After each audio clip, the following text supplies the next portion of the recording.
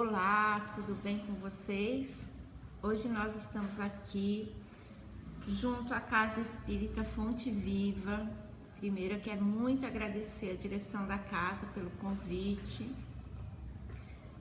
pela oportunidade de estar aqui mais dessa vez conversando com vocês. E não existe forma melhor de nós agradecermos do que através de uma prece, fazendo uma prece para toda a direção do Fonte Viva, os seus trabalhadores, frequentadores e todos vocês que estão nos vendo, nos ouvindo nesse momento. Então vamos, a partir de agora, fechar os nossos olhos, acalmar os nossos corações, elevar o nosso pensamento a Deus, a Jesus, nosso Mestre, aos espíritos de luz que nos acompanham, que iluminam os nossos pensamentos, nossos atos. E através da oração que Jesus nos ensinou, vamos dar por iniciado o nosso bate-papo de hoje. Pai nosso que estais nos céus, santificado seja o vosso nome. Venha a nós o vosso reino, seja feita, Pai, a tua vontade, assim na terra como nos céus. O pão nosso de cada dia nos dai hoje. Perdoa, Pai, as nossas dívidas, na mesma medida que perdoamos os nossos devedores. E não nos deixe, Pai, cair nos erros, nas tentações, e livra-nos de todo e qualquer mal. Que assim seja, graças a Deus, graças a Jesus. Ai, que bom, né? Então, assim, depois dessa prece, que o nosso coração fica mais tranquilo, mais calmo, a gente vai dar continuidade no nosso bate-papo. Na verdade, início a ele, né? O tema que a gente escolheu para hoje é um tema que está no livro Céu e o Inferno, que é um dos livros da codificação. Lá no capítulo Criminosos Arrependidos. Antes de qualquer coisa, de entrarmos no tema, a gente precisava pensar um pouquinho a respeito deste livro, O Céu e o Inferno. Todas as evocações que foram feitas dentro do livro, Céu e o Inferno, foram ditas, são histórias reais, são pessoas que viveram como nós e que de uma certa forma, por qualquer motivo, por qualquer ocasião, depois de desencarnados, invocados através da Sociedade Espírita Parisiense, vieram nos dar os seus testemunhos. Tem histórias muito lindas, mas tem histórias muito arrepiantes. E todas essas pessoas, todos esses espíritos que nos trouxeram esses testemunhos, merecem de antemão o nosso respeito, o nosso carinho, porque elas nos servem de lição. E principalmente, merecem as nossas preces diárias, porque são vidas que estão por aí. Talvez muitos de nós que demos os nossos testemunhos lá e hoje estamos aqui encarnados, quem saberá, não é? E lá no capítulo Criminosos Arrependidos, nós temos alguns testemunhos de pessoas que cometeram crimes que nos deixam bem reflexivos. Porém, vamos primeiro pensar o seguinte: o que leva um ser como nós a nos tornarmos um criminoso? Será que cada um de nós temos oportunidades diferentes? Eu reencarno com uma oportunidade melhor que você? Ou você reencarna com uma oportunidade melhor do que eu?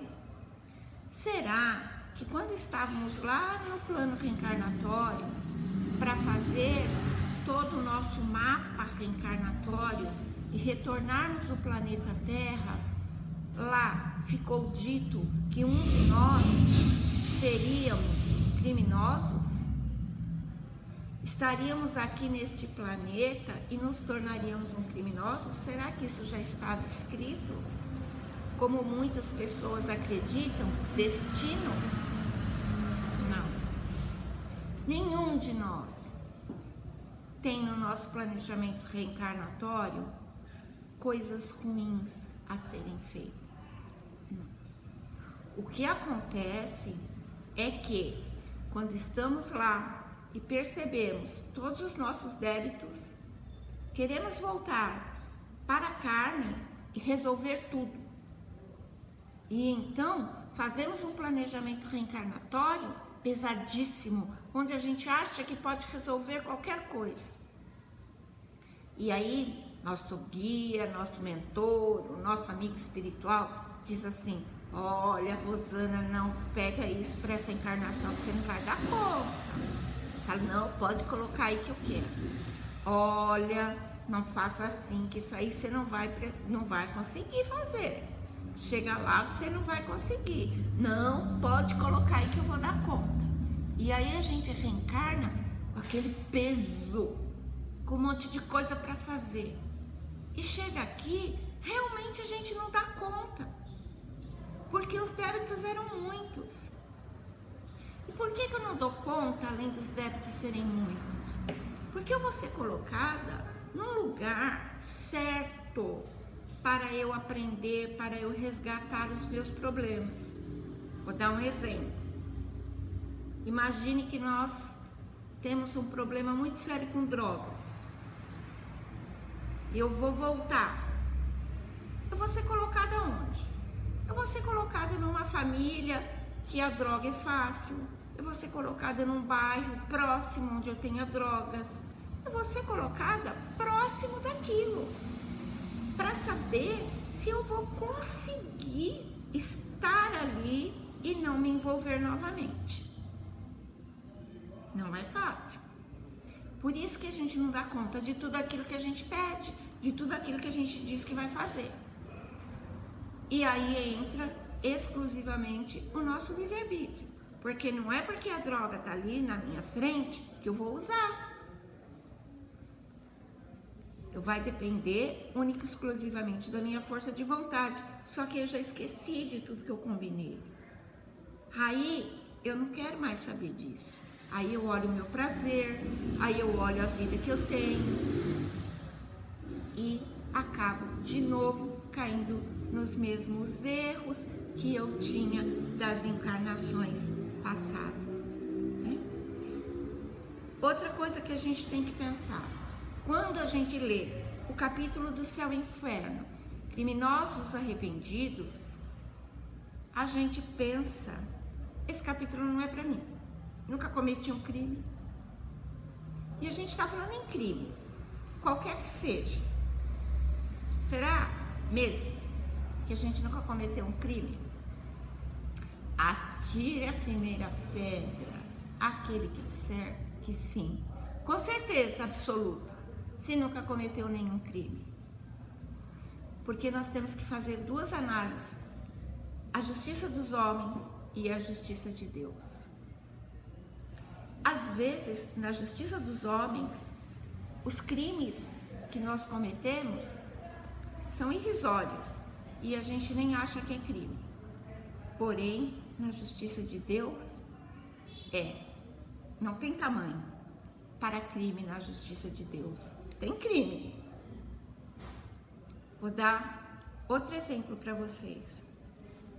Imagine que a gente esteja na fila do supermercado e aí a pessoa que passou na nossa frente esqueceu em cima do caixa uma carteira. Nós vimos a pessoa e a pessoa saiu, foi embora. E a gente pega aquela carteira, dá uma olhadinha para os lados e coloca a carteira na bolsa. Talvez nunca ninguém descubra este crime. E é bem provável que não. A pessoa já foi embora, quando ela chegar em casa, que ela se der conta que ela esqueceu a carteira, ela vai voltar no mercado e vão dizer que não viram, que não acharam e tudo mais. E você foi embora. Você vai ser descoberto, você vai ser penalizado, você vai ser julgado pela justiça dos homens? Não. Mas e pela justiça de Deus? Vai. Outra diferença. Quando cometemos um crime aqui e este crime vai a julgamento, quem nos julga é um terceiro. É um juiz, uma terceira pessoa. Quando estamos diante da justiça de Deus, não existe o terceiro. Quem nos julga somos nós, nossa consciência. É através da nossa consciência que a gente começa a pensar tudo aquilo que fizemos. Na justiça dos homens existem os atenuantes e os agravantes. Matei alguém, o juiz vai olhar. Por que matou? Ah, matei em legítima defesa. É um atenuante. A minha pena vai ser menor. Eu matei, mas a minha pena vai ser menor, porque eu matei para me defender. Matei. Por que matou? Matei por ciúme. Não tem atenuante. Eu matei como outro, só que eu matei por um motivo fútil. Então eu vou ter um agravante. A minha pena vai ser maior. Quando nós nos julgamos na nossa consciência, é a mesma coisa. Tem os atenuantes e os agravantes. Mas esses atenuantes e esses agravantes, eles são feitos por nós, é a nossa lei. Então o que a gente faz? Ah, porque eu peguei a carteira do supermercado? Ela esqueceu. Eu não roubei, ela que esqueceu.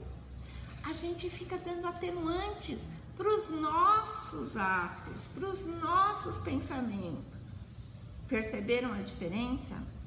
Porém, vai chegar um dia em que a nossa consciência não vai mais conseguir fazer isso, porque ela vai ficar pesando. Aquele termo que a gente usa, tô com a consciência pesada. Pesa demais, né? E aí vem o arrependimento. Então, só para lembrar, criminosos arrependidos não é apenas aqueles que estão lá dentro do capítulo do céu e o inferno. Somos todos nós. E aí vem o nosso arrependimento. Arrependimento pelos atos que fizemos. E basta só nos arrepender? Não. Temos que sentir a dor do arrependimento. E o arrependimento, quando ele é sincero, ele dói. Ele dói muito. É uma dor moral, que dói no fundo da alma. Dói tanto que muitas vezes a gente começa a se arrepender de algum ato e desiste. E volta a cometer, porque doeu demais. Isso tanto aqui, quanto falamos em espírito. Isso me faz lembrar uma historinha de uma mãe que arruma os seus 2 filhos, todo bonitinho, roupinha bem limpinha, passadinha, para irem para uma festa. E a mãe diz assim para os 2: não se sujem, fiquem quietinhos que eu vou me arrumar e nós vamos para uma festa. Não se sujem. E mãe, vocês sabem, fala 500 vezes a mesma coisa. E repete, não se suja. E ela vai se arrumar. Daqui a pouco, ela pronta. Quando olha para os 2, um tá lindo, do jeito que ela deixou. E o outro todo sujo. Já olha para ela e começa a chorar. Naquele momento, é aquele momento que a gente fala assim: ai meu Deus, me dê paciência, porque se me der força, eu mato essa criança. Porque é o que a gente fica com vontade de fazer. Bater mesmo. Todo limpinho e me aparece sujo. E começa a chorar. E a mãe, então, diz assim: você está arrependido? A criança diz: sim. Então você fecha os olhos e peça desculpa 10 vezes. E a criança então fecha os olhos e pede desculpa 10 vezes. E aí ela diz: agora abre os olhos e olhe para você. Veja se a sua roupa está limpa. E ele olha: não está. Pois é, para você ver que quando você comete um erro, só pedir perdão, só se arrepender, não adianta. Você tem que aprender a lição. Você tem que sentir qual foi o problema, o que aquilo ocasionou para que aquele fato acontecesse e seja agora consertado. Então ela diz assim para a criança: você vai agora tirar essa roupa, lavar, pôr para secar, passar, e só aí você vai nos encontrar na festa. Quanto tempo vai demorar isso? Pois é, a gente não sabe. Vai demorar o tempo de cada um, o tempo que eu estou disposto a consertar os meus erros, o tempo que eu estou disposto a perceber que eu não posso mais fazer aquilo. Dói eu ter que tirar aquela roupa e sozinho lavar a roupa, sabendo que está todo mundo lá na festa. Mas é só assim que nós, espíritos ainda imperfeitos, aprendemos. E é assim que esses espíritos que trazem para nós as suas lições, aprendem. O tempo é relativo para cada um. Depois, se vocês quiserem se aprofundar um pouquinho mais, nessas histórias do céu e inferno, existem algumas evocações que eram comum se fazer naquela época. Nós estamos falando de 1860, 1890, por aí. Nem chega, eu acho que é 1890. Mas era comum a Sociedade Espírita Parisiense fazer essas evocações. E lá nós temos espíritos que se arrependeram no dia seguinte do seu desencarne. Já se arrependeram. Olha que maravilha. Conseguiram perceber o crime cometido e começaram a se redimir dele. Porém, existem espíritos lá, um deles em especial, que ficou quase 2 séculos para que o arrependimento batesse. Vocês podem imaginar o que é 2 séculos sem se arrepender? O que significa não me arrepender? Significa eu achar que a carteira que eu peguei lá no supermercado, eu peguei porque era meu direito pegar. Eu não me arrependi. Eu estou achando que o ato que eu cometi está certo. Isto é não se arrepender. E ele ficou assim por quase 2 séculos. E depois de quase 2 séculos, quando ele começou a se arrepender, através de uma evocação, conversando com o médium pergunta para ele: e se aquele tapa que você deu em fulano há 2 séculos atrás, se fulano aparecesse na sua frente novamente? 2 séculos se passaram. Ele responde para o médium: Não me pergunta isso não, porque talvez eu fizesse a mesma coisa. 2 séculos. Então, o que significa isso? Que ele começou a ter um despertamento muito pequeno. Porque se o fato acontecesse novamente, talvez ele cometeria o mesmo erro. Olha como é difícil, olha como depende única e exclusivamente de cada um de nós.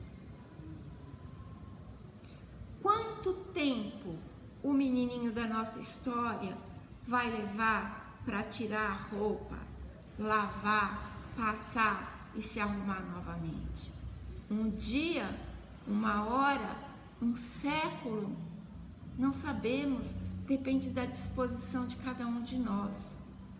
Um dos espíritos que encontramos aqui no céu e no inferno é perguntado a ele: o que você acha que podemos fazer para te auxiliar?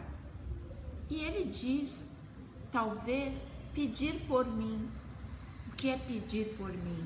Fazer uma prece, auxiliar, enviar pensamentos positivos para aquela pessoa, para aquele espírito começar a despertar.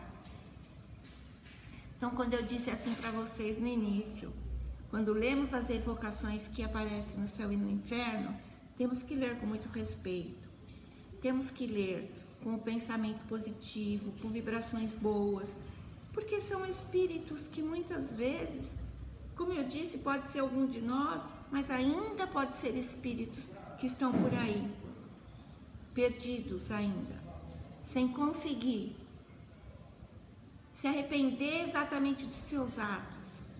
São espíritos que ainda não têm consciência daquilo que aconteceu. Dentre essas histórias, tem uma muito interessante, que é de um padre que sabia que ele era preguiçoso e gostava de coisas boas. Então ele resolveu se ordenar a padre, porque sabia que teria pouco trabalho e ganharia muito dinheiro. E através disso, ele usou tudo aquilo que ele ganhou para os seus benefícios, para o seu próprio prazer. Pessoas, por causa dos seus atos, morreram de fome, passaram dificuldades. Então ele não empunhou nenhuma arma para matar ninguém. Mas ele foi um grande criminoso diante dos olhos de Deus. E ele sabe disso, se arrepende por isso. O interessante dessas histórias que a gente traz para as nossas vidas é o nosso ponto fraco. Então, esse padre, por exemplo, ele era ganancioso. O outro, uma outra história que tem lá no livro, matou por ciúme. O matar foi a consequência. O ciúme era o principal. Então é bem provável que esse espírito reencarne com esse problema, para poder trabalhar isso. Por isso que temos que fazer uma análise interior em cada um de nós, porque cada um de nós conhece seu ponto fraco. Cada um de nós sabe onde o sapato aperta. E é por causa disso que às vezes a gente comete atos, comete erros que não deveria fazer. E depois, isto pode refletir muito tempo na nossa vida. Uma palavra mal dada, um ato mal pensado. Então vamos aproveitar esse momento em que a gente tem tantas lições maravilhosas na codificação, para refletir, para trazer essas lições para as nossas vidas, para entender o que levaram essas pessoas a cometer esses crimes, se nós cometeríamos, o que nos levaria a cometer um crime e de que forma podemos arrumar isso, né? Isto, de certa forma, é o nosso dia a dia, porque às vezes a gente lê essas histórias e a gente acha que está muito longe de nós, mas não está. É o nosso dia a dia. O que me deixa nervoso? O que me irrita? Eu não mereço estar nesta família. Merece, porque você é idêntico a ela, porque você está nessa família, porque você precisa de tudo aquilo. Então, tudo aquilo que a gente busca no outro é porque a gente tem em nós. Vamos aproveitar todas essas lições, vamos refletir e saber que tudo que está na codificação não acontece só no vizinho, acontece na nossa casa, acontece conosco. E pensem, se um daqueles criminosos arrependidos que deixou o seu testemunho, que deixou o seu depoimento aqui no livro Céu e Inferno, pode ser um de nós. Pensa bem, bom? Então a nossa mensagem de hoje era essa.